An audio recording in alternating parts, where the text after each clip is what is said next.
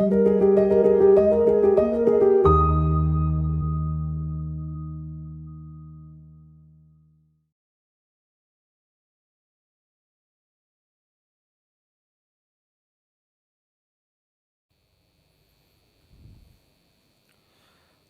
students, so welcome to the session. In today's session, what we are going to discuss is one of the most crucial chapter you can say as far as the JEE Advance is concerned, solid state. तो solid state के कुछ numerical problems को अपन include करते हैं यहाँ पे, ठीक है। और इसमें अपन क्या कर रहे हैं कि कुछ क्वेश्चन जो JEE एडवांस में आए हुए हैं उनको, और साथ में कुछ उसी लेवल के क्वेश्चंस को अपन इस शॉर्ट सेशन में डिस्कस करेंगे, ठीक है। सॉलिड स्टेट वैसे तो CBSE ने कई टाइम से हटाया हुआ है, लेकिन JEE में ये चैप्टर इनके सिलेबस में है और ये आता है, और एडवांस में कई अच्छे क्वेश्चंस इसके आ रखे हैं। तो चलिए इनको थोड़ा सा डिस्कस करते हैं। देखो स्टूडेंट्स, एक जो काफ़ी ज़्यादा पॉपुलर क्वेश्चन बनता है इसमें सॉलिड स्टेट में, वो है इसके स्टोइकोमेट्री को लेकर के। और स्टोइकोमेट्री के लिए आपको करना क्या पड़ेगा कि एक तो पॉइंट्स के जो लोकेशंस हैं, जो लैटिस पॉइंट्स हैं और उनका कितना कंट्रीब्यूशन है, इसके बारे में होना चाहिए। चैप्टर थोड़ा सा आपको आपकी इमेजिनेशन एबिलिटी का टेस्ट लेता है, तो आपको अच्छे से इमेजिन करना पड़ेगा कि किसका कितना कंट्रीब्यूशन है। जनरली हम लोग को याद हो ही जाता है क्वेश्चन करते करते। तो जैसे देखो क्या है, और अपने को पता है कि जो भी कंपोनेंट, जो भी कंपाउंड का फॉर्मूला यहाँ आएगा, तो उनके जो भी कंपोनेंट्स किस लोकेशन पे हैं, उस लोकेशन के अकॉर्डिंग हमें फॉर्मूला बताना है, ठीक। तो देखिए फर्स्ट क्वेश्चन में ये बोल रहा है कि कंपाउंड है MP(X)Q, मतलब P और Q के वैल्यूज बताने हैं। अब देखते हैं कि M के लोकेशंस क्या हैं। अब देखिए ध्यान से, M को उसने इस तरीके से रिप्रेजेंट करा, ये रहा है स्क्वायर के फॉर्म में, और X को ऐसे सर्कल के टाइप से इसने रिप्रेजेंट किया है। और ये यूनिट सेल है हमारा। इस यूनिट सेल में देखना पड़ेगा कि M के लोकेशंस कहाँ पे हैं, X के लोकेशंस कहाँ पे है, और उनका कंट्रीब्यूशन उस यूनिट सेल में कितने हैं, है ना। जो कंपाउंड्स हैं वो किसी एक यूनिट सेल का तो होगा नहीं, ऐसे ऐसे बहुत सारे यूनिट सेल्स आगे तक बढ़ेंगे। ऐसे यूनिट सेल ऊपर भी आप एक्सटेंड करो, इधर साइड भी एक्सटेंड करो, नीचे भी एक्सटेंड करो, तो उसके हिसाब से हम देखते हैं कि एक जो हमारा लैटिस पॉइंट पे कोई भी जो एटम ऑक्यूपाइड है उसका कितना कंट्रीब्यूशन होता है।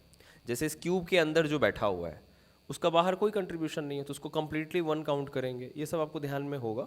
कॉर्नर पे है तो वो 1/8 पार्ट में डिस्ट्रीब्यूट हो जाता है। ये एज सेंटर पे है तो आपको पता है कि ऐसा एक और क्यूब इसके बगल में आएगा, फिर नीचे से जस्ट इसके नीचे, फिर इसके बगल में जो क्यूब आया उसके नीचे, तो 1/4 कंट्रीब्यूशन है।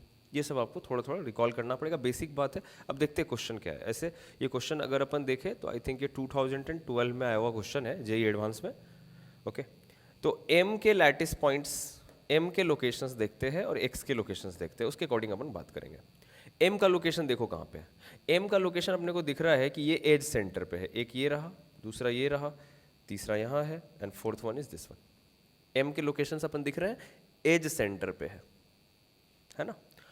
अब एज सेंटर टोटल तो 12 होते हैं, लेकिन इन्होंने 12 एज सेंटर पे उसको नहीं दे करके सिर्फ 4 ही एज सेंटर पे इसको दिया है। तो हम बोलेंगे M का जो लोकेशन है वो एज सेंटर पे है, EC से रिप्रेजेंट कर रहा हूँ मैं। और साथ में अगर देखें हम लोग M को, तो M एक ये बॉडी सेंटर पे भी है, बिल्कुल बीच में क्यूब के अंदर। तो एज सेंटर पे है प्लस बॉडी सेंटर पे है।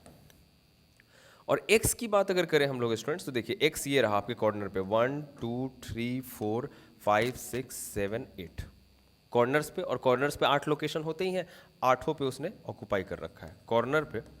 और प्लस अगर हम लोग X को और देखें तो X हमारा फेस सेंटर पे भी है। ये रहा फेस सेंटर 1 2 3 4 5 6, यानी फेस सेंटर का मतलब क्या हुआ कि क्यूब का ये अगर सरफेस है तो उसके जस्ट यहाँ पे होगा, मतलब 2 क्यूब्स का उनमें कंट्रीब्यूशन हो रहा होगा एक एटम में।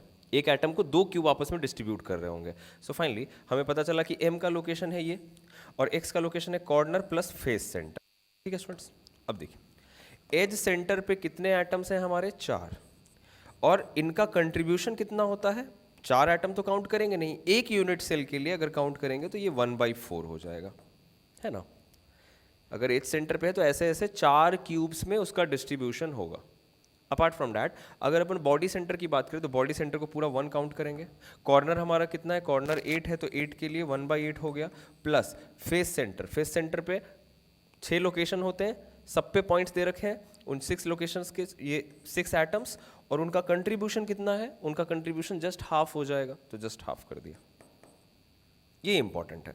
अब यहाँ से पता चला कि ये 1 + 1 है और ये हो गया अपने को 1 + 3। इसका मतलब ये है अपने पास कितना, या 3 + 1, तो ये हो गया 2:4। अब 2:4 को और सिंपलेस्ट रेशियो में करेंगे तो क्या आएगा, 1:2। इसका मतलब कहानी ये है कि m का जो स्टोइको जो एटॉमिसिटी 1 आ जाएगा और ये x का आ जाएगा 2, so the formula would be mx2। mx2 इसका फॉर्मूला होगा। तो स्टोइकोमेट्री वाले क्वेश्चन फ्रिक्वेंटली पूछे जाते हैं, तो अपन ने ऐसा एक क्वेश्चन देख लिया है, answer will be mx2। JEE advance 2012 में आया हुआ ये क्वेश्चन है। ओके, चलो आगे बढ़ते हैं।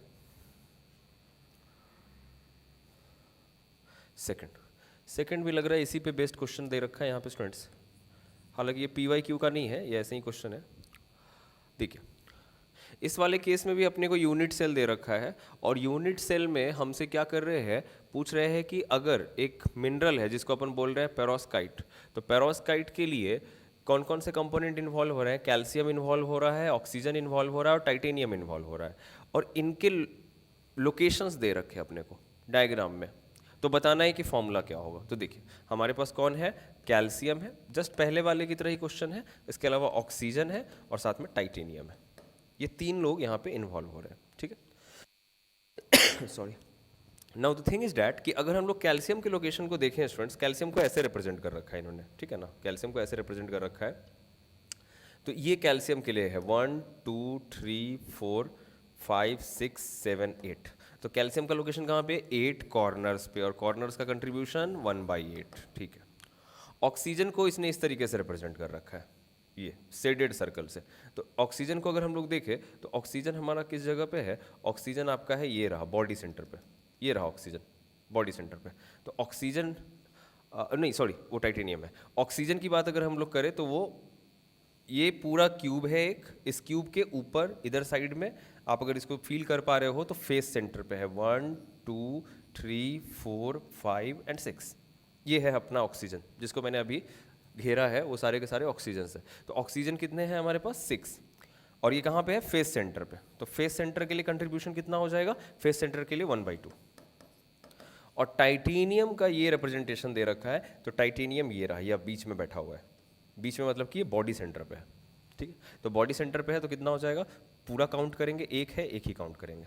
ओके, अब यहाँ से पता चला कि ये 1 है, ये 3 है और ये 1 है। अब इससे सिंपलेस्ट रेशियो तो कुछ कर नहीं सकते हैं, थोड़ा सा इसको सिस्टमैटिक वे में लिख दें अगर, तो CaTiO3 ये इसका फॉर्मूला होगा। जस्ट पहले वाले की तरह ही है, हम लोगों ने क्या किया, जो इसके पॉइंट के लोकेशंस हैं लैटिस में उसके अकॉर्डिंग देख लिया है। तो कैल्शियम जो था वो कैल्शियम कहाँ पे था, कैल्शियम पूरा था हमारे कॉर्नर्स पे, ठीक है ना, ये कॉर्नर्स पे था। ऑक्सीजन की बात करें तो ये कहाँ पे था, फेस सेंटर पे, और टाइटेनियम कहाँ पे था स्टूडेंट्स, बॉडी सेंटर पे। तो इसके अकॉर्डिंग हम लोगों ने फिर इसका कंट्रीब्यूशन निकाला और यहाँ से अपने को इसका फॉर्मूला पता चल गया। ओके, चलो आगे बढ़ते हैं।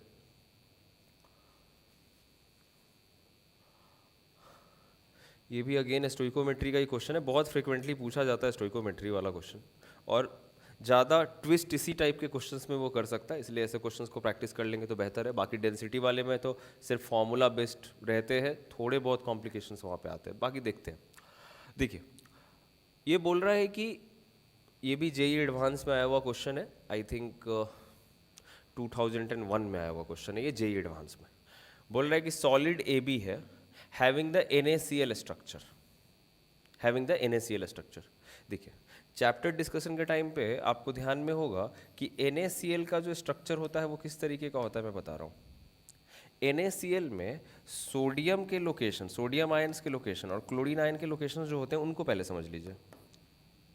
सारे के सारे जो सोडियम आयंस हैं वो एक्चुअली में ऑक्युपाइड होते हैं वॉइड्स में, और जो क्लोरीन आयन है ये ऑक्युपाइड होता है लैटिस पॉइंट पे, ये ऑक्युपाइड होता है लैटिस पॉइंट्स पे। मतलब लैटिस पॉइंट्स को ऑक्यूपाई करने के बाद बीच में कुछ स्पेस अगर बच जाता है तो उसको अपन वॉइड्स बोलते हैं, है ना। और वॉइड्स के बारे में अपन ने पढ़ा हुआ है, टेट्राहेड्रल वॉइड्स, ऑक्टाहेड्रल वॉइड्स। तो ये ध्यान में आना चाहिए, जैसे ही बोला NaCl टाइप का स्ट्रक्चर है तो NaCl में क्या लोकेशन है, Na का वॉइड्स पे और Cl का लैटिस पॉइंट पे। अब वॉइड्स का क्या मीनिंग हुआ, जरा इसको जरा समझते हैं। लैटिस पॉइंट्स पहले देखते हैं। लैटिस पॉइंट्स में कहाँ पे ऑक्यूपाइड होता है पता है आपको, कॉर्नर्स पे और साथ में फेस सेंटर पे। यहाँ पे क्लोरीन ऑक्यूपाइड है कॉर्नर्स पे और फेस सेंटर पे। अब कॉर्नर्स और फेस सेंटर अगर अपन ऑक्यूपाई करते हैं, ये देखिए जैसे ये कॉर्नर्स को आपने ऑक्यूपाई किया, तो कॉर्नर्स को ऑक्यूपाई करने के बाद ये पूरा स्फीयर है, तो आप देखिए बीच में कुछ स्पेस आता ही नहीं आता इस जगह पे, एज सेंटर पे। तो एज सेंटर एक्चुअली में लैटिस पॉइंट नहीं है, वो वॉइड है। वैसे ही ये जो बॉडी सेंटर है, ये बॉडी सेंटर अपने आप में क्या है कि आपने चारों तरफ से मतलब कॉर्नर्स पे क्या किया, एटम्स को लगा दिया, तो बीच में एक स्पेस खाली रह गया, उस खाली स्पेस को अपन क्या बोल रहे हैं कि वॉइड है। तो इसका मतलब वॉइड्स में बॉडी सेंटर और एज सेंटर का कंट्रीब्यूशन है। तो वॉइड्स का मतलब हुआ कि body centre plus edge centre, ठीक।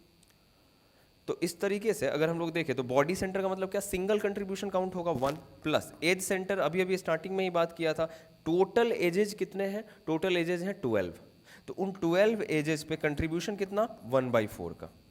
ये NaCl पे डिस्कशन कर रहे हैं अपन। वैसे ही अगर क्लोरीन की बात करें तो क्लोरीन आयन के लैटिस पॉइंट्स पे लोकेशंस कहाँ है, कॉर्नर और फेस सेंटर पे। कॉर्नर्स का मतलब हुआ 8 × 1/8 प्लस फेस सेंटर का मतलब हुआ कि आपका जो 6 लोकेशन है और उसका कंट्रीब्यूशन कितना, हाफ। तो यहाँ से देखिए ये अपने को आ गया 1 + 3 4 और यहाँ से ये भी आ गया 1 + 3 4, तो 4:4, इसलिए NaCl अपना फॉर्मूला दिखाता है NaCl। सोडियम और क्लोरीन के लोकेशन के अकॉर्डिंग इसकी स्टोइकोमेट्री मैच हो जा रही है, यहाँ पे 1:1 सिंपलेस्ट रेशियो आ जाएगा, ठीक है। अब इससे कंपेयर कर लेते हैं थोड़ा सा हम लोग कि अब AB को बारे में डिस्कस करना है, और AB का बोला है कि AB का स्ट्रक्चर NaCl टाइप का है, जिसमें A एटम्स जो है वो कहाँ ऑक्यूपाई हो रहा है, corners of the cubic unit cell. ध्यान दीजिएगा, AB वापस से कोई सॉलिड ये दे रहा है मेरे को, लेकिन बोल रहा है कि स्ट्रक्चर NaCl के जैसा है, बट NaCl के जैसा है तो हमें ये कंफ्यूज नहीं होना है। जरूरी नहीं है कि A Na है और B जो है वो Cl है, हो सकता है B Na हो A Cl हो। उसके लिए आपको ये देखना पड़ेगा, इन्होंने क्या कहा, A atom occupies the corners. और कॉर्नर्स क्या है स्टूडेंट्स, कॉर्नर क्या है, कॉर्नर आपका वॉइड है या लैटिस पॉइंट है, ऑब्वियस सी बात है वो लैटिस पॉइंट है। और लैटिस पॉइंट पे कौन सा आयन था, लैटिस पॉइंट पे नेगेटिव आयन Cl- था। इसका मतलब एनायन का जो लोकेशन है वो लैटिस पॉइंट पे है। सो वी कैन से कि इस जगह पे जो AB है ये NaCl से अगर इसको अपन कंपेयर करें तो NaCl जैसे Na+ और Cl- के फॉर्म में है, वैसे ही ये AB किस फॉर्म में है, एक्चुअली में ये इस फॉर्म में है कि A- और B+, ठीक है ना। तो वॉइड्स पे कौन जा रहे हैं, A कॉर्नर्स पे जा रहा है, इसका मतलब हम लोग ऐसे B:A लेके चले तो ज़्यादा बेहतर रहेगा। A को बोला है कॉर्नर पे, तो वो कॉर्नर पे तो होगा ही, साथ साथ कहाँ पे होगा स्टूडेंट्स, फेस सेंटर पे होगा। कॉर्नर पे तो होगा, साथ में फेस सेंटर पे होगा, तो बोलेंगे ये B का लोकेशन आएगा वॉइड्स पे और A का लोकेशन आएगा लैटिस पॉइंट्स पे, सही है ना, ये आएगा लैटिस पॉइंट्स पे। ओके, अब ध्यान दीजिए, वॉइड्स का मतलब वही हुआ वापस से कि body centre plus edge centre, और लैटिस पॉइंट्स का मतलब हुआ कि कॉर्नर प्लस फेस सेंटर, ठीक। अब क्वेश्चन में कुछ ट्विस्ट है क्या, आगे पढ़ते हैं। बोला है कि if all the face centred atoms along one of the axis are removed, if all the face centred atoms along one of the axes are removed then the resultant stoichiometry.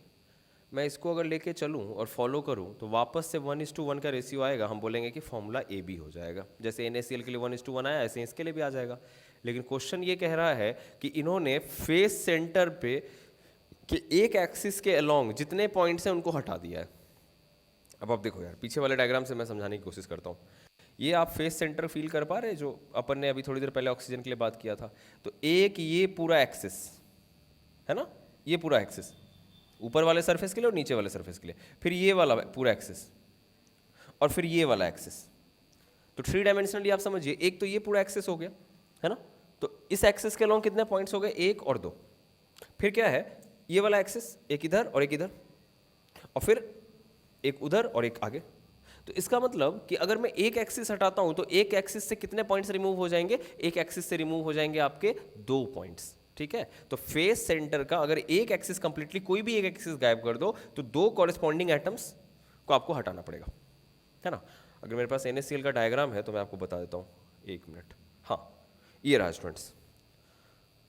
हालांकि इसमें आइडिया नहीं लग पा रहा है, ये थोड़ा सा कलरफुल होता तो पता चलता, बट ये जो बड़े वाले एटम्स हैं ये Cl- है। Cl- का लोकेशन आप देखिए कहाँ पे है, ये रहा कॉर्नर्स पे और साथ में फेस सेंटर पे। और जो छोटे वाले एटम्स रिप्रेजेंट कर रहे हैं वो किनको रिप्रेजेंट कर रहे हैं, वो Na+ को रिप्रेजेंट कर रहे हैं। और Na+ कहाँ पे है, वाइड्स पे है। Na+ किस जगह पे है, वाइड्स पे। वाइड्स का मतलब ये रहा, ये देखिए स्क्वायर से जो रिप्रेजेंट कर रहा हूँ मैं, ये आपका क्या है, Na+ है। तो Na+ आपके एज सेंटर पे, एज सेंटर के साथ साथ और कहाँ पे है वो, एज सेंटर के साथ साथ आपके वो बॉडी सेंटर पे भी है, ये रहा बॉडी सेंटर। और ये जो लोकेशंस आप देख रहे हो एक्चुअली में, ये एज सेंटर का हो गया, और ये जो लोकेशन ऊपर में देख रहे हैं यहाँ पे और यहाँ पे, ये क्या है, ये फेस सेंटर है, ये फेस सेंटर है। तो ये है लैटिस पॉइंट्स, ये है आपका वॉइड, फिर वापस से ये है लैटिस पॉइंट और ये है आपका वॉइड्स, ठीक है। तो ये तो मैंने बताया ही आपको। तो मैं वही कहना चाह रहा था कि अगर एक एक्सिस रिमूव करते हैं तो एक एक्सिस रिमूव करने से 2 फेस सेंटर हमारे गायब हो जाएंगे, 2 एटम्स फेस सेंटर के गायब हो जाएंगे। तो चलिए यहाँ से body centre plus edge centre का वही कंट्रीब्यूशन रहेगा कि बॉडी सेंटर का 1 प्लस एज सेंटर का 12 इंटू 1/4, ठीक है। कॉर्नर्स के लिए क्या करेंगे, वही 8 इंटू 1/8। चेंज क्या करना है, चेंज करना है फेस सेंटर को। कैसे, पहले 6 एटम्स थे, एक एक्सिस के अलॉन्ग सारे पॉइंट्स को हटा दिया तो 4, तो 4 इंटू फेस सेंटर का जो कंट्रीब्यूशन है 1/2। तो अल्टीमेटली यहाँ से अगर अपन देखें तो ये आ रहा है 1 + 3 यानी कि 4, ये तो इस साइड का सही है, 4 आ गया। और इस साइड अगर देखें तो 1 + 2 यानी कि 3, तो 4:3 का रेशियो आया। 4:3 का रेशियो B और A में आया है, keep it that in mind कि B:A का रेशियो 4:3 आया। इसका मतलब फॉर्मूला क्या हो जाएगा, B4A3, या फिर इसी को चाहे तो लिख सकते हैं A3B4, ठीक है। A3B4 दिया है क्या, हाँ ये रहा ना, A3B4। तो ये भी स्टोइकोमेट्री वाला क्वेश्चन था, लेकिन थोड़ा सा घुमाया हुआ था, ओके। चलो नाउ 4th वन। अब हाँ, पैकिंग एफिशिएंसी तो वैसे भी हम लोग जब सॉलिड स्टेट देखते हैं तो अलग अलग टाइप के जो स्ट्रक्चर्स है उनके लिए पैकिंग एफिशिएंसी निकालते ही है कि FCC का कितना है, सिंपल क्यूबिक्स का कितना है ना, सबका निकाल ही रखा है अपन ने। ये क्वेश्चन 2010 में आया था स्टूडेंट्स, JEE एडवांस में, ठीक है। और मेरे को लगता है कि अभी तक जितने क्वेश्चंस JEE वालों ने पूछे हैं उसमें ये one of the best question है। और लिटरली अब तो काफ़ी पॉपुलर हो गया क्योंकि अब तो सारे टेक्स्ट बुक में ये अवेलेबल है ना, क्योंकि 2010 का क्वेश्चन थोड़ा पुराना हो गया। लेकिन मुझे लगता है कि जिस ईयर ये आया है उस ईयर बहुत बच्चों ने ये क्वेश्चन नहीं किया होगा। उसके पीछे का रीजन है कि इन्होंने पूरी के पूरे थ्योरेटिकल एस्पेक्ट को ही बदल दिया। इस क्वेश्चन को आने से पहले तक किसी के दिमाग में मुझे नहीं लगता है कि इस टाइप का इमेजिनेशन आया होगा, ठीक है। देखो मैं बताना चाहता हूँ क्या, एडवांस लेवल के क्वेश्चंस में क्या करेगा वो, ऑब्वियस सी बात है कॉन्सेप्ट की टेस्ट तो करेगा लेकिन पूरे क्वेश्चन को ही पलट देता है। ये one of the best example है उसका कि कैसे इन्होंने आपका टेस्ट लिया था। देखिए पैकिंग एफिशिएंसी बोल रहा है निकालने के लिए, जैसे ही हम लोग पूरे थ्रू आउट सॉलिड स्टेट में जो पैकिंग एफिशिएंसी निकालते हैं पहले उसको समझ लेते हैं।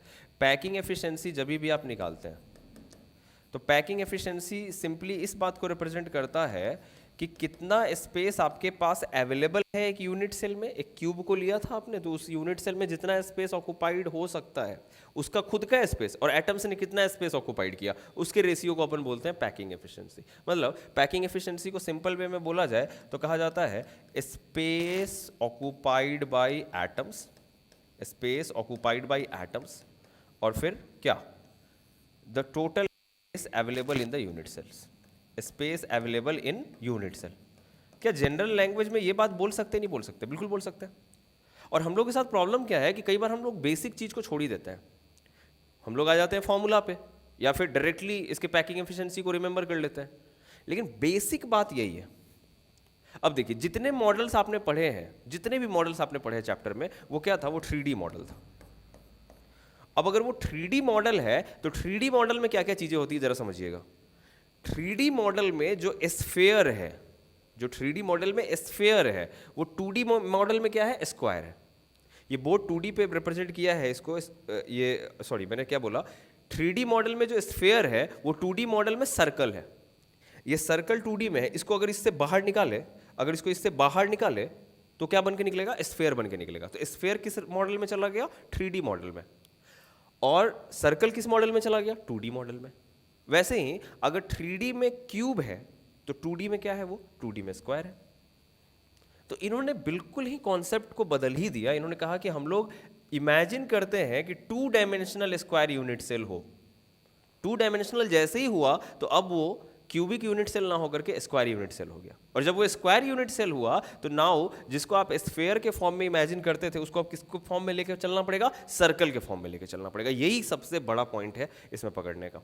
ठीक है, अब देखिए पैकिंग एफिशिएंसी हो गया, space occupied by atoms and space available in unit cell. 3D में अपन क्या किया करते थे, 3D में याद कीजिए क्या करते थे, बोलते थे स्पेस ऑक्युपाइड बाय एटम, मतलब कि नंबर ऑफ एटम्स पहले निकालते थे, ठीक है, और नंबर ऑफ एटम्स को अपन स्टूडेंट्स मल्टीप्लाई करते थे एटम के वॉल्यूम से। अरे भाई स्पेस का मतलब क्या हुआ, वॉल्यूम ऑफ एटम। तो एक वॉल्यूम का एटम उसमें टोटल नंबर ऑफ एटम्स, और space available in unit cell का मतलब हुआ वॉल्यूम ऑफ यूनिट सेल। कुछ याद आ रहा है, वॉल्यूम ऑफ यूनिट सेल।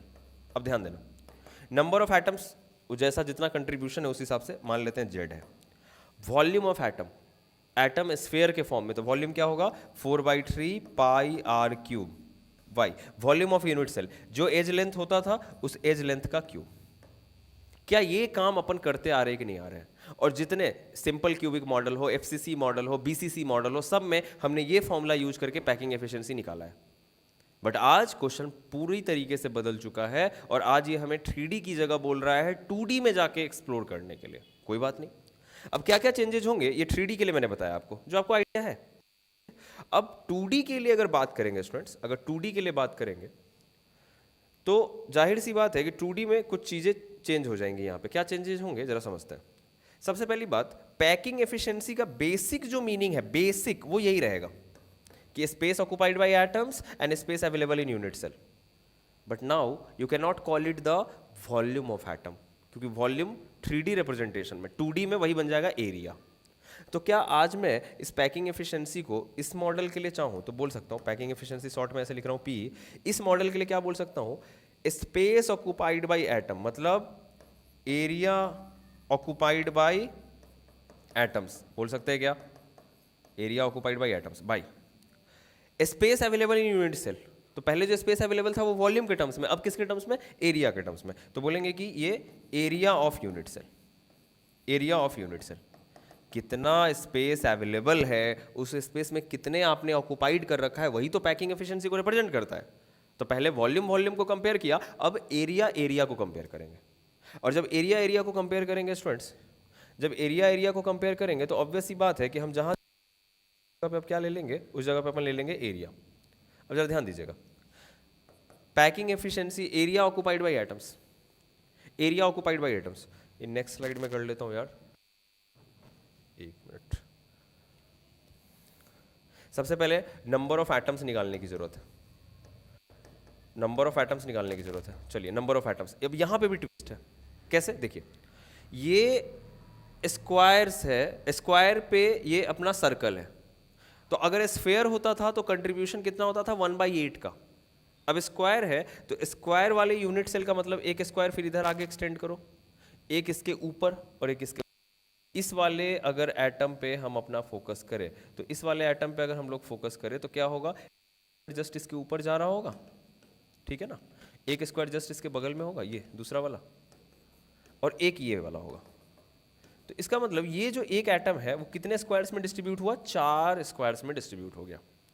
और जब वो 4 स्क्वायर में डिस्ट्रीब्यूट हुआ है तो अपन बोल सकते हैं कि नंबर ऑफ एटम्स के लिए क्या करना पड़ेगा, ये 1 2 3 4 सर्कल्स आर देयर, और ये 4 सर्कल जो कॉर्नर पे है इसका कंट्रीब्यूशन 1/4, 3D में 1/8, 2D में 1/4, ठीक है, प्लस ये स्क्वायर यूनिट सेल के अंदर है। तो जब ये स्क्वायर यूनिट सेल के अंदर है तो पूरा का पूरा कंट्रीब्यूशन उसका होगा कि नहीं होगा। जैसे बॉडी सेंटर 3D में यहाँ पे सिंपली आ गया स्क्वायर के बीच में, तो इसका मतलब जो ये थर्ड बीच वाला आइटम है इसके लिए पूरा कंट्रीब्यूशन 1, सो कितना हो गया 1 + 1 2, नंबर ऑफ एटम्स निकल गया 2। तो स्ट्रक्चर का इफेक्टिव नंबर ऑफ एटम्स कितना आया, 2 आ गया। अब देखते हैं कि एक एटम का एरिया कितना है, क्योंकि एरिया में अपन चल रहे हैं। तो number of atoms 2 × area of that atom by area of unit cell. अब जाहिर सी बात है स्टूडेंट्स कि किस मॉडल में जा रहे हो आप, 2D में, और 2D में स्फेयर क्या बन गया, सर्कल, और सर्कल जब बन गया तो उसका एरिया क्या लिख लेंगे यहाँ पे, πr²। तो ये हो जाएगा 2 इंटू पाई आर स्क्वायर। ये सारे कंट्रीब्यूशन का एरिया मैंने दे दिया यहाँ पे, सारे एटम्स ने कितने एरिया ऑक्युपाइड कर रखे हैं, तो effective number of atoms 2 into pi r square. अब नीचे क्या है, area of unit cell, volume नहीं लेंगे, एरिया लेंगे, और ये है कौन, स्क्वायर, तो स्क्वायर का एरिया क्या हो जाता है, ए स्क्वायर, जहाँ ए क्या है, इसका एज लेंथ है ना।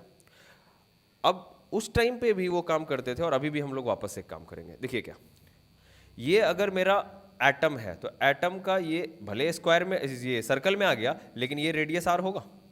उसके अलावा इसको अगर थोड़ा और कनेक्ट करें तो ये आर प्लस आर, इसको 2r ले सकते हैं क्या, इसको 2r ले सकते हैं, और ये वाला जो है ये वापस से क्या है, आर।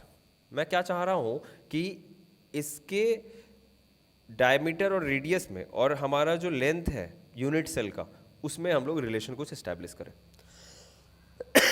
अब एक बात समझो, ये तो मैंने बात किया किसके रेफरेंस में, सर्कल के रेफरेंस में, कि आर है, 2r है, आर है।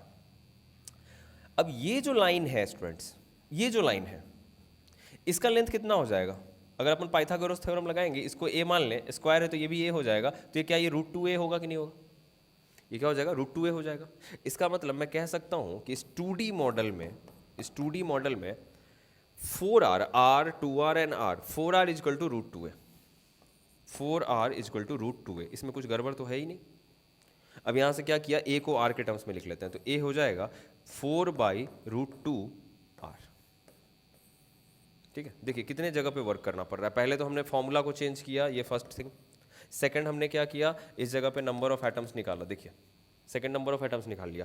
थर्ड, इसका जो एज लेंथ है और रेडियस ऑफ एटम्स है उनको सेट किया, सो डैट कि अब फॉर्मूला में पुट करेंगे। फाइनली इसको मैं आगे लेके जा रहा हूँ, जरा ध्यान देना यार, ठीक है ना, या फिर रुको यहीं पे बता देता हूँ, यहीं पे बताता हूँ।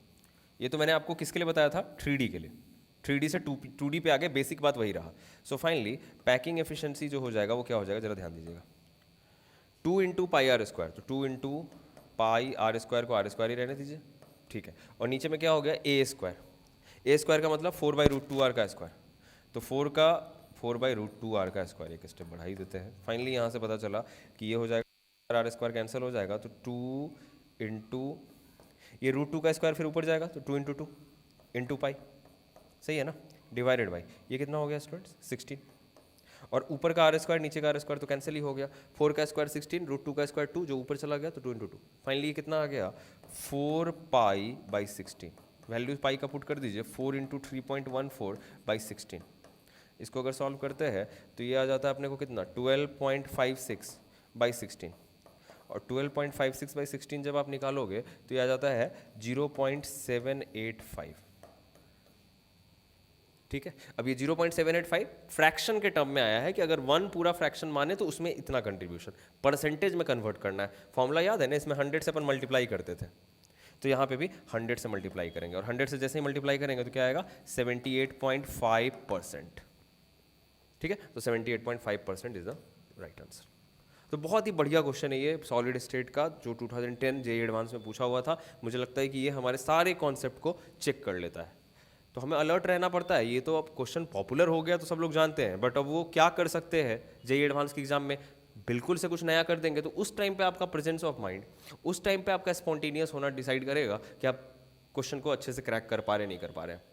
कई जगह पे अपने को देखना पड़ा। सबसे पहले बेसिक बात पता रहेगा तो हम उसके अकॉर्डिंग फॉर्मूला को मॉडिफाई किया, फॉर्मूला को मॉडिफाई ही नहीं किया, उसके अलावा नंबर ऑफ एटम्स निकालने टाइम पे भी ध्यान रखा कि अच्छा ये 1/4 है, ये 1 है, और अपार्ट फ्रॉम दैट ये जो रिलेशनशिप है इसको भी इस्टेब्लिश किया अपन ने। ये तो जनरली हम लोग उसमें भी निकालते ही थे कि कई बार 4r जो है वो √3a के बराबर आता था, अंदर वाला, ये बाहर आया है, वो अंदर क्यूब के अंदर जो जाता था एक कॉर्नर से दूसरे कॉर्नर पे, वो √3a आता था। सो फाइनली इस जगह से स्टूडेंट्स अपने को पता चल गया कि इसकी पैकिंग एफिशिएंसी 78.5% है। तो जेईई एडवांस के क्वेश्चन बिल्कुल यूनिक होते हैं और थोड़े नए होते हैं, वो क्या नया कॉन्सेप्ट लगाएंगे कुछ कहा नहीं जा सकता। तो हम लोगों ने ओवरऑल ये 3-4 क्वेश्चन देखे हैं, जिसमें मेनली मैंने आपको एक तो स्टोइकोमेट्री से रिलेटेड बताया, ये तो उतना कुछ खास नहीं था, ठीक ठाक है, बट सबसे बेहतरीन क्वेश्चन जो था वो ये था। ओके, ठीक है, चलो okay, so let's conclude the session, thank you.